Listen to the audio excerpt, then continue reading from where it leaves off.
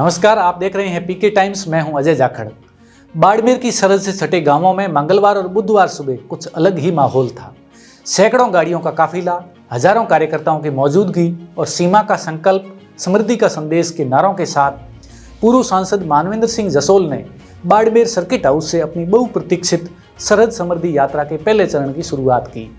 यह यात्रा केवल एक जनसंपर्क अभियान नहीं, बल्कि पिछले एक दशक से राजनीतिक उतार चढ़ाव से गुजर रहे जसोल परिवार की ओर से सीमावर्ती राजस्थान में सक्रिय राजनीति की मजबूत वापसी के रूप में देखी जा रही है।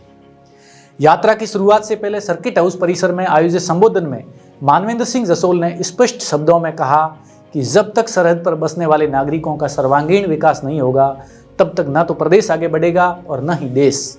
उन्होंने भाजपा की डबल इंजन सरकार की योजनाओं का जिक्र करते हुए कहा कि इन योजनाओं की असली कसौटी उनका जमीनी पहुंच है और यही जानने के लिए वे गांव-गांव जाकर लोगों से संवाद करना चाहते हैं। 4 दिनों तक चलने वाली इस यात्रा का पहला चरण 16 से 19 दिसंबर 2025 तक प्रस्तावित है, जिसमें बाड़मेर, बाखासर, बोमाड़ा और केलनौर सहित क्षेत्र के दर्जनों सीमावर्ती गांव शामिल है। पहले दिन बाड़मेर से निकलकर बाखासर, बाबरवाला, भगांव, बछाल, हाथला और रामपुरा होते हुए यात्रा का रात्रि विश्राम बाखासर में रखा गया। दूसरे और तीसरे दिन यात्रा एकल, रत्तेकातला, सारला, दीपला, सोमराड़, तालसर, मीठड़ाऊ और केलनौर जैसे सुदूर गांवों तक पहुंचेगी, जबकि चौथे और अंतिम दिन कल्याणपुरा, उमेदपुरा, बींजराड़ और घोनिया होते हुए यात्रा का समापन पुनः बाड़मेर में प्रस्तावित है। मानवेंद्र सिंह जसोल का कहना है कि यह यात्रा उनकी निजी राजनीतिक यात्रा नहीं है, बल्कि सरहद पर रहने वाले हर नागरिक की आवाज़ को साथ लेकर चलने का प्रयास है। पानी, सड़क, स्वास्थ्य, शिक्षा, डिजिटल कनेक्टिविटी और सरकारी योजनाओं की वास्तविक स्थिति को समझकर उन्हें और प्रभावी बनाने की दिशा में ये संवाद यात्रा है।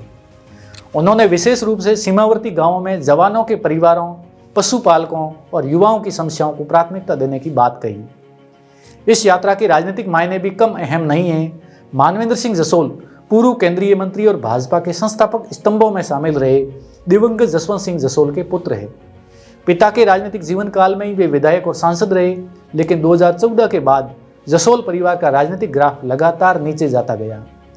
कांग्रेस में जाने के बाद 2018, 2019 और 2023 के चुनावों में लगातार हार, 2023 की दर्दनाक सड़क दुर्घटना में पत्नी चित्रा सिंह का निधन और लंबे समय तक राजनीतिक हाशिए पर रहना, इन सभी घटनाओं ने मानवेंद्र सिंह के राजनीतिक सफर को बेहद कठिन बना दिया।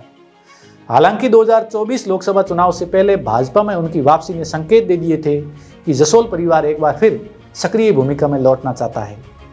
बीते कुछ महीनों में बाड़मेर, जैसलमेर, बालोतरा क्षेत्र में उनकी बढ़ती सक्रियता, कार्यकर्ताओं से लगातार संवाद और अब यह बड़ी जन यात्रा इस बात की ओर इशारा कर रही है कि मानवेंद्र सिंह खुद को केवल अतीत का नेता नहीं, बल्कि भविष्य के विकल्प के रूप में प्रस्तुत करना चाहते हैं। राजनीतिक विश्लेषकों का मानना है कि सरहद समृद्धि यात्रा मानवेंद्र सिंह के लिए केवल जनता से मिलने का माध्यम नहीं है, बल्कि ये भाजपा संगठन और नेतृत्व को भी ये संदेश देने का प्रयास है कि वे आज भी सीमावर्ती राजस्थान में एक मजबूत जनाधार और सामाजिक स्वीकार्यता रखते हैं।